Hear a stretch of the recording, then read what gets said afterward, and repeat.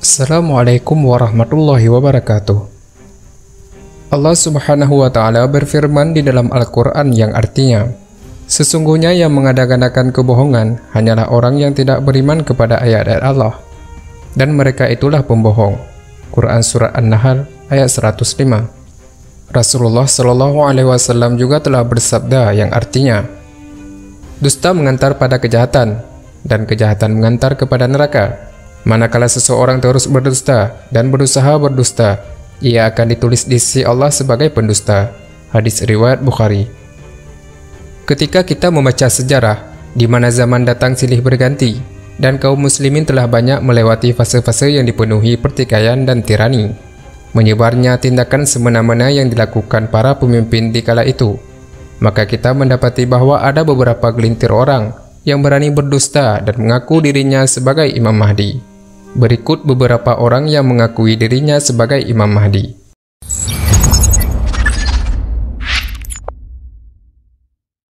Yang pertama, Muhammad bin Al-Hanafiyah.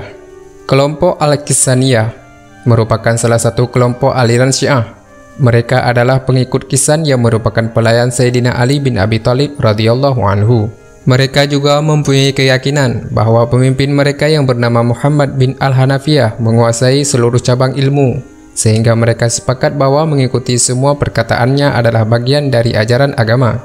Hal itu membuat mereka menyerahkan penafsiran hal-hal yang berkaitan dengan pokok ajaran agama kepada pemimpin mereka, sehingga sampai pada suatu kesimpulan bahwa semua ajaran agama yang telah ada tidak perlu diterapkan. Di samping itu, mereka berkeyakinan bahwa Abdullah bin Muawiyah bin Abdullah bin Ja'far bin Abi Thalib al-Hashimi al-Quraisy adalah Imam Mahdi. Yang kedua, Muhammad bin Abdullah bin Hasan bin Ali bin Abi Thalib. Ia juga dijuluki sebagai Zu an-Nafsi az-Zakiyah. Ia meninggal pada tahun 145 Hijriah. Ia adalah seorang yang banyak melakukan puasa sunnah di siang hari dan sholat tahajud di malam hari. Pada masanya, banyak orang yang menyangka bahwa dia adalah Imam Mahdi. Ia mempunyai banyak pengikut dan gerakan dakwah. Ia berusaha untuk merubah keadaan ke arah yang lebih baik.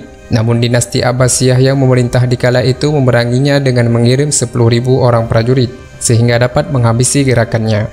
Ia juga pernah melakukan pemberontakan terhadap Khalifah Al-Mansur dari dinasti Abbasiyah. Yang ketiga, Muhammad bin Hasan al-Askari. Kaum Syiah mengaku bahwa mereka memiliki seorang Imam Mahdi yang sedang ditunggu kemunculannya, dan ia adalah imam terakhir dari 12 imam yang merupakan salah satu doktrin mereka. Menurut versi mereka, namanya adalah Muhammad bin Hasan al-Askari, yang merupakan keturunan Husain bin Ali. Namun Husain bin Ali yang mereka maksud bukanlah keturunan Husain bin Ali karamallahu wajhah. Yang keempat, Ubaidullah bin Maimun al-Qidah. Ia juga termasuk salah seorang yang mengaku dirinya sebagai Imam Mahdi. Ia meninggal tahun 325 Hijriah. Kakeknya seorang Yahudi. Ubaidullah adalah seorang pemimpin gerakan Qaramitah yang membunuh banyak kaum muslimin dan mencoba mencuri Hajar Aswad pada tahun 317 Hijriah.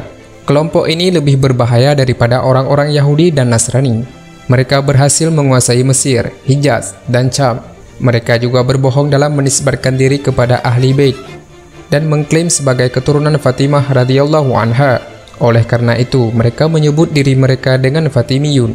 Mereka juga sangat berani menghapuskan peradilan berdasarkan mazhab Imam Syafi'i dan menghidupkan perayaan-perayaan di kuburan, sehingga menyebabkan kaum muslimin mendapatkan musibah besar dalam agama mereka. Kelompok Qaramitah memperlihatkan bahwa mereka adalah orang-orang Islam, padahal sebenarnya mereka adalah orang-orang kafir. Mereka tidak termasuk ke dalam agama manapun. Mazhab mereka adalah gabungan dari mazhab agama Majusi, para penyembah api, dan mazhab Syaibah, penyembah bintang. Ibnu Katsir mengatakan, kekuasaan Bani Fatimiyun berlangsung lebih dari 280 tahun, dan Abidullah Al-Qadah mengaku dirinya sebagai Al-Mahdi, sehingga dia membangun kota yang diberi nama Al-Mahdiyah.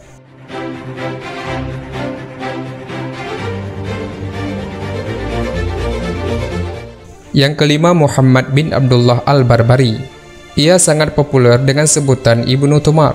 Pada tahun 514 Hijriah, ia memproklamirkan dirinya sebagai Imam Mahdi dan mengaku bahwa dirinya adalah Alwi, serta membuat-buat silsilah keturunannya yang seolah-olah bersambung dengan Hasan bin Ali karamallahu wajhah. Ia mempunyai banyak trik untuk mengelabui manusia sehingga mereka yakin bahwa ia mempunyai karamah. Di antara trik yang dilakukannya adalah dengan menyembunyikan beberapa orang di kuburan, kemudian mengajak sekelompok manusia untuk membuktikan kesaktiannya. Lalu ia berseru, "Wahai orang-orang yang sudah meninggal, jawablah pertanyaanku." Maka orang-orang itu pun menjawab, "Engkau adalah Imam Mahdi yang terjaga dari segala dosa. Engkau begini dan begitu." Karena takut rahasianya terbongkar, ia menimbun orang-orang tersebut di dalam tanah sampai meninggal dunia. Yang keenam, Muhammad bin Ahmad bin Abdullah As-Sudani, meninggal pada tahun 1302 Hijriah, seorang penganut sufi yang mempunyai pengaruh di negara Sudan, terkenal dengan sifat zuhud. Namun pada saat berumur 38 tahun ia mengakui dirinya sebagai Imam Mahdi. Banyak penguasa dan kepala suku yang menerima ajarannya. Dia berpendapat orang yang ragu bahwa dirinya sebagai Imam Mahdi adalah orang yang telah kafir terhadap Allah dan Rasul-Nya. Ia juga mempunyai peran besar dalam memerangi kaum Nasrani dari orang-orang Inggris. Namun pada kenyataannya, dia bukanlah Imam Mahdi yang diterangkan dalam banyak hadis. Ia hanyalah orang-orang yang mengklaim dirinya sebagai Imam Mahdi. Yang ketujuh, Muhammad bin Abdullah Al-Khahtani. Kerajaan Arab Saudi mengatakan, ia pernah bermimpi yang mengindikasikan bahwa ia adalah Imam Mahdi yang ditunggu kemunculannya. Kemudian ia dibaiat oleh sekelompok orang dan berdiam di dalam Masjidil Haram. Kejadian ini terjadi pada tahun 1400 Hijriah. Peristiwa tersebut juga dikenal dengan sebutan Fitnah Al-Haram, yang berakhir dengan terbunuhnya ia di sana. Qaramitah masih merupakan salah satu aliran kelompok Syiah yang tumbuh di Irak, yang gerakannya meluas sampai ke negeri Hijaz. Di antara sekian banyak tujuan mereka ialah menuntut persamaan di antara manusia.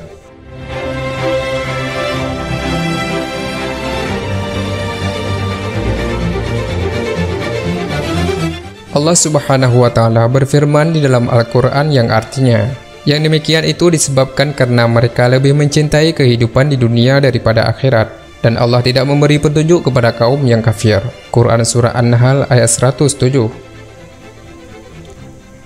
Jika Anda merasa video ini bermanfaat, bagikan videonya ke teman dan saudara Anda, agar mereka juga merasakan manfaatnya. Cukup sekian dari kami. Wallahu a'lam bissawab. Wassalamualaikum warahmatullahi wabarakatuh.